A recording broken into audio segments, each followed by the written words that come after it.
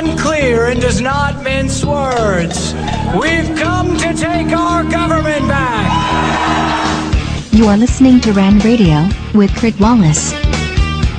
Today's podcast is brought to you by Mulligan Mint. If you add a roll of 1/10 pure silver paradigms to your order and use promo code RANDRADIO, your entire purchase will receive free shipping.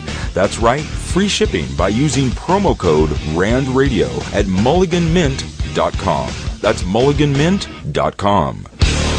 And now, here's Kurt Wallace.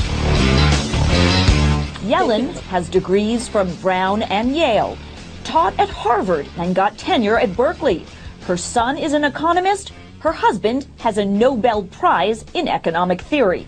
The 67-year-old has been on the Fed for more than a decade. She's been a trailblazer for women in her field. At the highest levels in central banking, there are very few women. Wow, CNN does a great job of telling us about Janet Yellen. She's impressive, excellent resume, champion for women, Berkeley, Harvard. Sounds like the best person to be considered for the Fed. Here to help us, world-renowned investor Jim Rogers, author of Street Smarts, Adventures on the Road and in the Markets. Janet Yellen sounds like the answer to all our problems. Jim, what do you think? Wait a minute, it sounds like whose answer to all of our problems? She sounds like our problems, if you ask me. No, we've had enough of these Ivy League professors who have no clue about the real world and who think that money printing is the answer to everything. I think she's part of the problem. She's certainly not the solution. Okay, so Ben Bernanke is leaving us as Fed chairman. On a scale of 1 to 10, how do you think he did?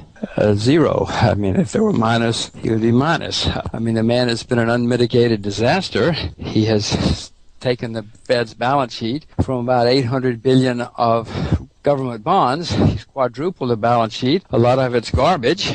He's printed staggering amounts of money. I mean, Mr. Bernanke doesn't know much about currencies or economics or finance. All he knows is printing money. He spent his entire intellectual career studying the printing of money. We gave him the printing presses, and so what does he expect him to do? He ran the printing presses. That's all he knows. So no, we're all going to pay we are paying and will continue to pay a serious price. The only good news in all of this is, as you know, in America we've had 3 central banks in our history. The first 2 disappeared. In my view, this one's going to disappear too, because between Mr. Greenspan and Mr. Bernanke, oh my gosh, they don't have a clue. And they've fortunately, I don't know, I shouldn't say fortunately, but one result of their actions is going to be that this central bank will disappear too eventually. So the world without a central bank, America without a central bank, has problems, as we've learned before, but we also know that this central bank is probably going to cause us more problems than no central bank. Well, considering that the Federal Reserve is essentially a Keynesian-style state corporatist structure, would there be anyone worth considering for Fed chairman? Oh, sure. I mean, why not Ron Paul?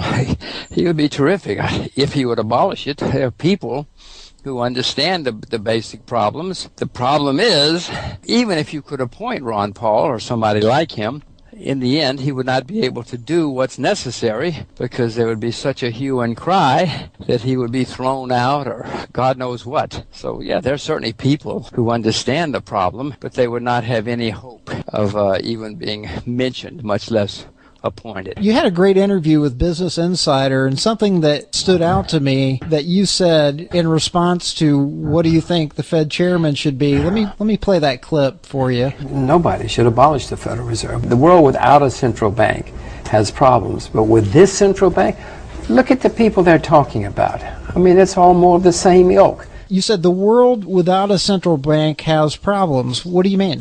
The reason we have a central bank in America and other countries is because human beings, being what they are, they get carried away, get overenthusiastic at times. They lead to some people being overextended, bubbles, whatever, and then it all collapses. And then when it collapses, things get really bad. And so people said, why don't we come up with the government? The government can help us. I'm sorry I'm laughing because it's so ridiculous. But the people said, well, let's let the government bail us all out. So they said if we had a government or a central bank who could be the lender of last resort, then at least the world wouldn't come to an end periodically. So that's why they came up with this concept. The original, at least in the UK in the 19th century, the guys said, okay, when there's a problem, you will be the lender of last resort. You will take only good collateral, and you will lend at very high rates against that collateral until the problem passes. Now, that's not a bad concept. Well, I think the world would be better off without that concept, but if you're going to have a central bank to bail out the world in times of overexuberance or when all of us humans make our mistakes, then that's not a bad policy. Unfortunately, that has since been changed dramatically, as you know, and now it's quite the opposite. The central bank is supposed to prevent slowdowns. They're supposed to prevent all sorts of things. They're supposed to make sure that none of us ever have any problems. That is ludicrous on its face because mankind has not changed over the past few hundred years and will not. With the world's currencies all debasing through inflation, history shows that this could be a perfect storm for a global financial collapse. With your ability to see trends as you do, how does one hedge against such a scenario? Well, we're going to have a global financial collapse because of these guys. You know, we in the U.S. have had economic slowdowns every 4 to 6 years for the past, since the beginning of the Republic. Speaking of slowdowns, I'm on my bicycle, so if you wonder why I'm huffing and puffing, it's not because of the central bank or the slowdowns. It's because I'm exercising at the same time. You know, in 2001 and 2, we had a problem, and then we got over it. Government printed a lot of money. By 2007, 8, and 9, we had our next one, which was the way it always works. And then it was worse, though, because the debt was so much higher. Well, you wait till the next one. And there is a next one coming, despite what they keep telling us. And when the next one comes, I mean, the debt has gone up by staggering amounts, not just in the U.S., but worldwide. So when the next one comes, it's going to be even worse. And let's say the world survives that one. Let's hope the world survives that one. So they'll paper it over again. I don't see how we will be able to survive the one after that, because by then the debt will be at levels we can't even count. So no, we have to have a major shakeout, gigantic catastrophe ahead of us, because for decades we've all tried to prevent or postpone or kick the can down the road. But you can only do that for so long, because eventually the debt is so high, or the money printing is so rapid that it all has to collapse. You can't prevent this forever.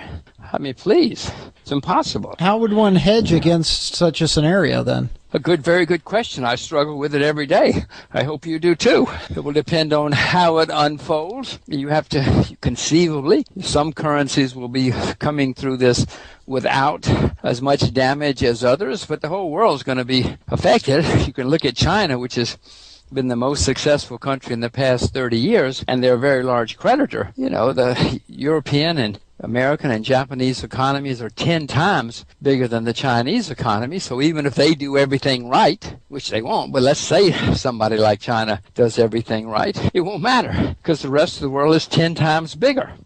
And that's going to lead to potential problems for everybody.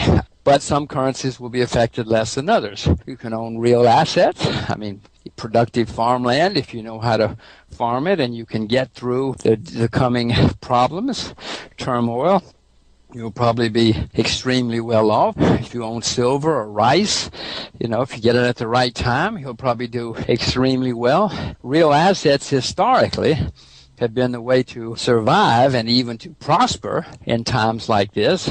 But all of this, you have to get the timing right. You know, in the great German collapse in the early 20s, there were people most people lost fortunes. But there were people, you know, who bought the assets which were going to appreciate during the inflationary collapse. They owned stocks at the right time, which went through the absolute roof in the last days of the inflation. Then they switched to U.S. dollars or pound sterling. Some guys came out of that stinking rich. Most came out of it bankrupt, as you know.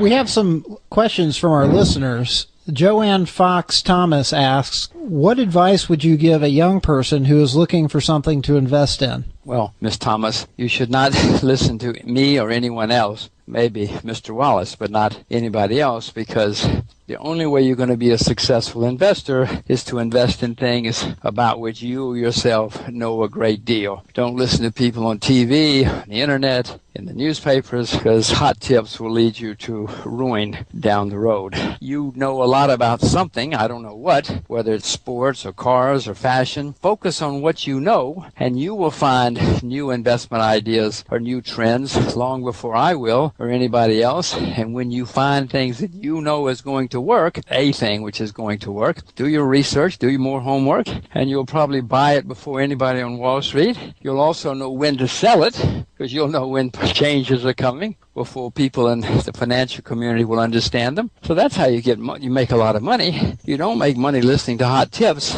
on the radio, on the TV, or anywhere else. Genevieve Young Brown asks, can we fix the health insurance problem without big government? If so, how? Well, Ms. Brown, there's a classic statement, something like, oh, don't worry, I'm from the government, I'm here to help you, I'm here to solve your problems. I really cannot think of any, or certainly not many, cases where the government has solved any problem. They've usually made things worse. We were talking about central banking before. Yes, they came along, but if you look at what's happened to the value of the currency since 1913, when the American Central Bank was formed, their original mandate was to protect the value of the currency. I think you probably know the value of the currency has gone down staggering amounts since 1913. So even that solution has turned out to be a bad solution and has made many unexpected consequences.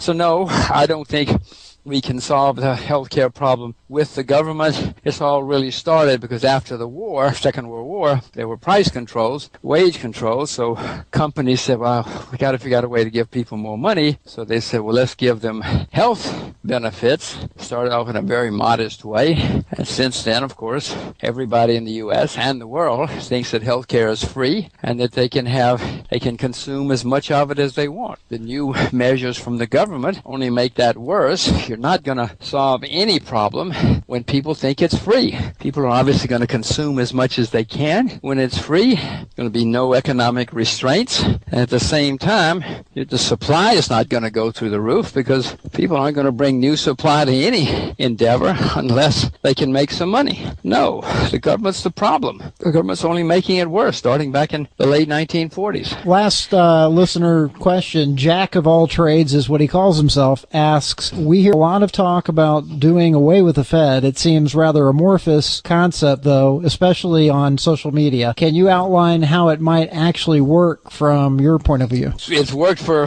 hundreds of years. The idea that the world has to have central banks to repeat. For most of history, the world has not had central banks, and even America. For a great deal of our history, we have not had a central bank, and believe it or not, perhaps the best years of American growth were without a central bank. Certainly there were plenty of tumultuous times without the central bank in that period in the late 19th century and the beginning of the 20th century, but we did extraordinarily well without central banks. It's only been in the past 10 years, 20 years, that central bankers have become rock stars and apparent, saviors or people of infinite knowledge. 20 years ago, most people would not have known. Most people still don't know there's a central bank, but very few people, even in the financial community, would have known the names of central bankers, much less being, household names.